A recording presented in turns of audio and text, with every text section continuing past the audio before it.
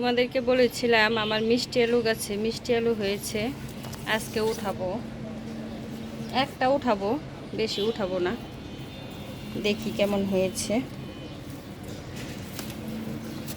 দেখি, উঠাইতে তো পারি না।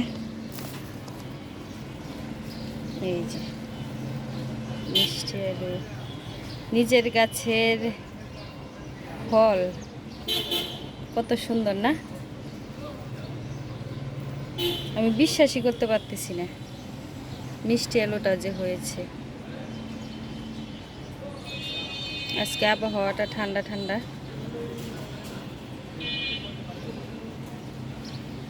একটাই উঠাবো, আর বেশি উঠাবো না। পরে বাকিগুলো একদিন উঠাবো। গাছগুলো আগে হয়ে নিক, মরে নিক, তারপর। এই যে মিষ্টি আলু আজকে সবজির মধ্যে দিব। এটা তুলি, এই যে এটা হয়েছে মিষ্টি আলু। গাছে হয়েছে, কত সুন্দর। আর বড় হবে না মনে হয়।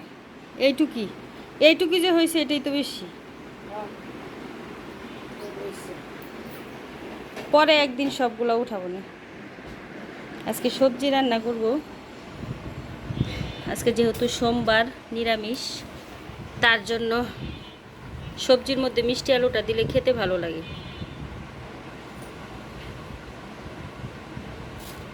আমার মতো কে কে সবজির মধ্যে মিষ্টি আলু দাও বইলো।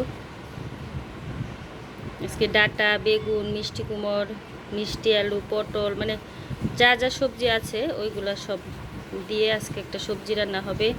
চাটনি, তারপর সয়াবিন দিয়ে আলু দিয়ে তরকারি, ডাল, পটল ভাজা, এইটুকুই আজকে। তো গাইস, কেমন আছো তোমরা সবাই? আশা করছি সবাই খুব ভালো আছো, আমিও খুব ভালো আছি।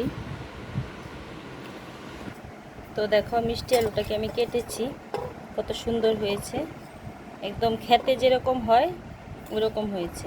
আমাদের দেশেও মিষ্টি আলু হয়, ডাল লাগানোর পরে যে হয় মিষ্টি আলুর ডাল থেকে, ডাল পুতলে যে মিষ্টি আলু হয় সেটা আমি জানতাম না। আমি ভাবতাম যে মিষ্টি আলু লাগালে মনে হয় মিষ্টি আলু হয়। আমার একটা নতুন অভিজ্ঞতা হলো। তোমরাও এরকম বারান্দা থাকলে মাটির মধ্যে লাগাতে পারো।